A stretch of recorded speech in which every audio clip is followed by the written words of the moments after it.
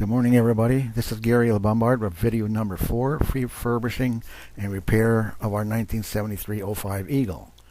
The photos that you're showing here at the beginning are of the undercarriage of the front torso elastic support. Rusted out frame with the rusted areas indicated with an arrow in the photo which you're looking at, which is the downward support area of the torso elastic tube.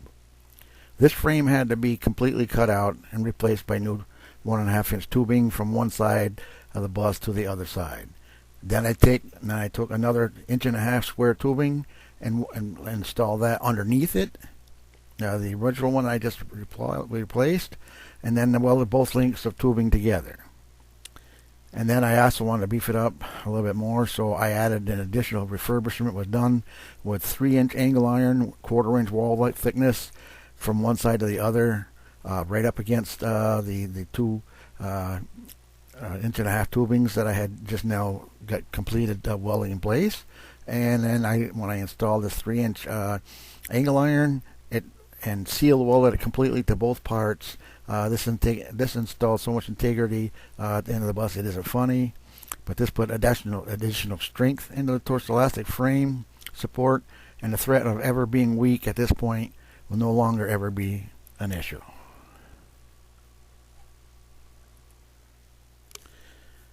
The next two photos show the completed modifications I made to the front wheel torso elastic suspension frame. It now looks a whole lot better. You can see it how I put it together, but it looks a lot better painted and welded in place, of course.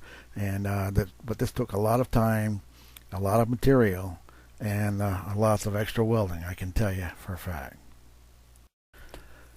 Now we start the baggage floor support replacement and modifications from the original design. The old floor design had 4 supports running from the bus from front to back under the baggage floor. That's all there was. The welds on some of these supports were either rusted off or almost just ready to break off, but some of them were just barely hanging on. So after cutting these out one at a time and after replacing each original floor support, I installed 7 brand new supports on 12-inch centers. And the original design only had 4, as I told you before. Now, at the baggage door opening areas, there's a support from between each baggage door. At this area, which is about 5 feet from each other, I welded another support, if you look real close, that goes from the driver's side to the passenger side of the bus to give more integrity to the new supports that I just put in. But that's not all I did. I also welded in cross-member supports to tie in all the new supports, making this one very heavy-duty floor support design. I'm sure you could walk an elephant in here, or at least a car anyhow, and if it would fit in here, that is, and it would support both. And this was, again, a lot of work, a lot of new extra material. I know, but this is just the way I do things. The next challenge is the removal of the baggage doors, and consider the replacement and redesign of the baggage bay door. The original doors were completely rusted out after the removal of the skins. This was discovered. I decided to make all new doors and support framing, and to also insulate the new doors and also install new main support framing for the doors, which were also replaced and remodified. Inspection of the door framing showed the framing completely rusted through so much a screwdriver could be driven through the framing.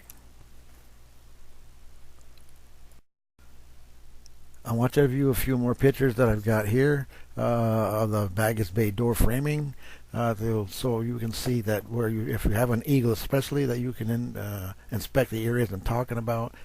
A lot of it was hidden by the doors themselves or the framing on the door, whatever reason. But anyway, take a close look and you can see what I found on mine, and I had to completely remove it and install new, of course, and now that I don't have to worry about that problem anymore. So this is good for viewing and for food for thought, and I hope that you don't have the problems I did have, because you can easily see how long it took me all this to do this bus. and I don't want to discourage anybody. I want you to think that no matter what the problem is, and I've had a bunch, that they can all be fixed, but they all take time, money, and knowledge, and trial and error too. So I wish you all the best of luck, but I hope this was a learning curve for all of you. Now just take a close look at some of the photos themselves and see for yourself just how badly this baby was rusted out. I replaced all the vertical baggage base supports again, which took a lot of time and planning to do. I feel great though, knowing my baggage bay doors will have new structural support and no longer be a threat that a baggage door may fall while I'm on the road or working under the bus or whatever. The same work also was done on the opposite side of the bus. As everything that I've done on one side of the bus, I had the exact same problem always on the other side of the bus. It's just such a good feeling though, knowing that after all the work that you've done, that you can look at all the bus when you get all done, such as I do all the time, and it's like looking at a newborn baby to me. But it's I just enjoy looking at all the fruits of my labor, and then I realize, oh my God, would I ever do that again? And the answer is hell no, because I'm too old, and I'm looking forward to getting this project done so my wife and I can get on the road and enjoy all these years that I've been working on this thing on and off, and the cost and the money that we've spent on it and everything like that, just to go and use it again after that 100-mile trip that I made 19 years ago or 18 years ago. Paid off, because here I am now. I'm making CDs and DVDs and a lot of information I posted on the internet, and also on the Bus Conversion Magazine website and stuff like that, and the people that I met. So it's been, the rewards are way more than I really think that I may have lost by not having the bus. Working all alone, I had to figure a way how I'm going to get these baggage bay doors off and not get hurt, of course. And let me tell you, that was a challenge. And I can't imagine what it was going to be like to reinstall the new ones after I made them. But anyway, it took a toll on my back, and it would on you if you have to do a situation like this here, to either remove the doors for some reason, especially like to put in a new gasket, a hinge, I mean. Please try to have at least one more person to help you, because this is a difficult job.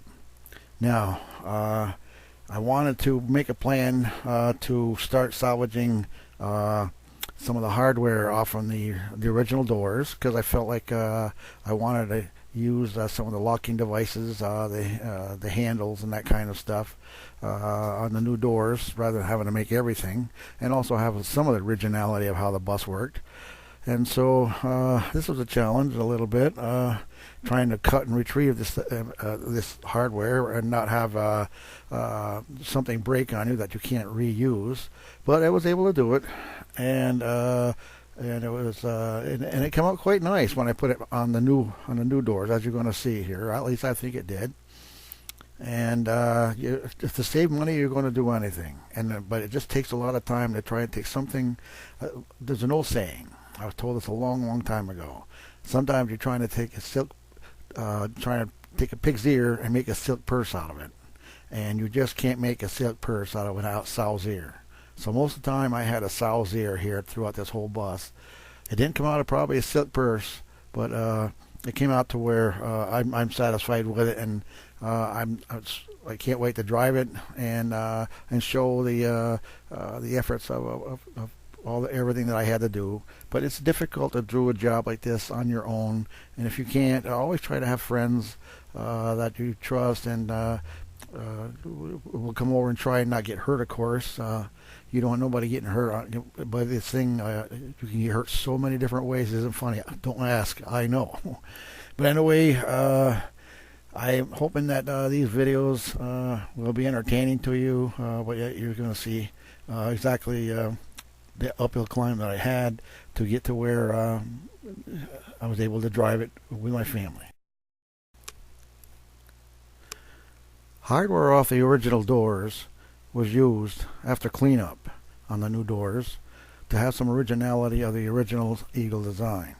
I also wanted to design the new baggage bay doors to open up further to prevent being head bumpers such as they are now with the original design. This was a challenge as I had 6 of these doors to make. Now the fabrication of the new door began after plenty of planning in your mind as to how in heck will you do this. Well, as always, I thought I had a good plan and did pretty much. As you see in these photos, it started to come together. It took lots of time to on each door to fit all the hardware, all the old hardware, the shock absorber brackets, the operating handles, and all the hardware. Now all the doors are made so that the upper and lower doors are insulated to protect our personal things from freezing. That is, if we ever went where it's cold, and I don't plan to. Also to help cut down on any road noise as we travel from entering the cabin. Now it took probably approximately, I'm trying to remember for sure, but I think it took around a week to a week and a half to make each door. This sounds like a long time, but let me tell you, that's a lot of hours to put on making these doors as well. The rest, and none of them got any easier than the others. It just seemed like one problem of some kind would turn up. You didn't have the right material. The material you had to work with was rusty, and you had to grind it, and it goes on and on and on. But anyway, it came together, and so it's enjoyable even for me to be showing these videos to you because now I'm reliving it all over again. But I can't remember the full timeline, but I'm sure it was about a week to make each door. Here's photos of the original Eagle's door design of an open door that is I consider to be too low to continue working around and not get hurt. I decided to design the doors that I'm making to open wider and therefore be much safer to work around.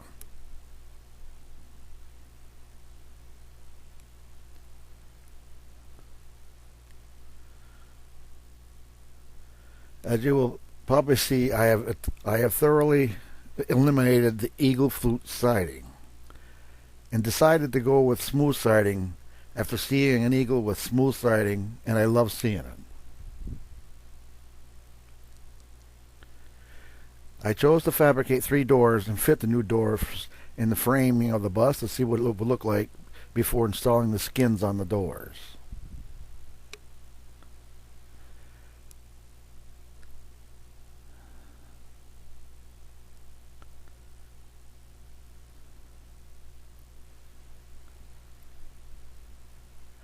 Now you can see how much more headroom there is for anyone to have the bay doors open with my new design. Excuse me. And you can walk right up and be right into the compartment and not have to worry about any headroom to hit your head, that is.